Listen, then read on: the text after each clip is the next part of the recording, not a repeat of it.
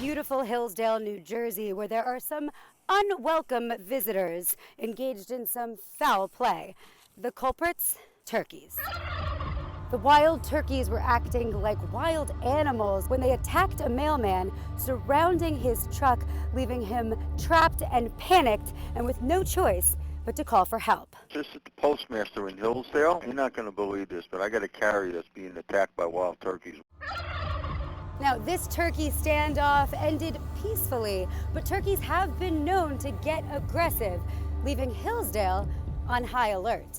My father was a mailman, so I'm just picturing something like that happening to him, and I think it's absolutely hilarious. The Humane Society has different ways to handle the wild turkey population.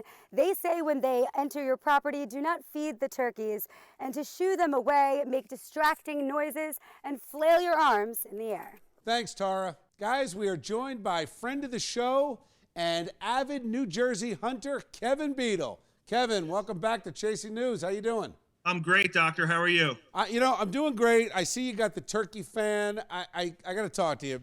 This turkey thing is out of control. I need you to put some perspective on this. As you know, I've been attacked by a turkey in my day. Turkey is a monster, nasty bird. He's got breath like garbage, and his talons are huge. Can you show me what that talon looks like? Yeah, I have his nephew's talon right here. Look at this, guys. Look at that. That is a talon on a wild turkey. And I think that could gut a man. Holy mackerel. So this mailman who called the supervisor, and the supervisor called 911, you think he did the right thing? He should have ended that turkey's life personally.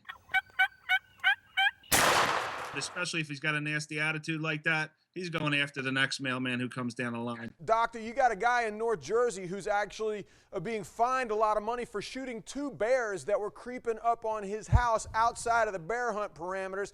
What is a mailman supposed to do with these turkeys? God forbid he kicks one of them or shoots them. He's going to go to jail. Meanwhile, if you do it the right way, the way you do, you can take turkeys out of the wilderness, but apparently you can't shoot them when they're chasing you down the street.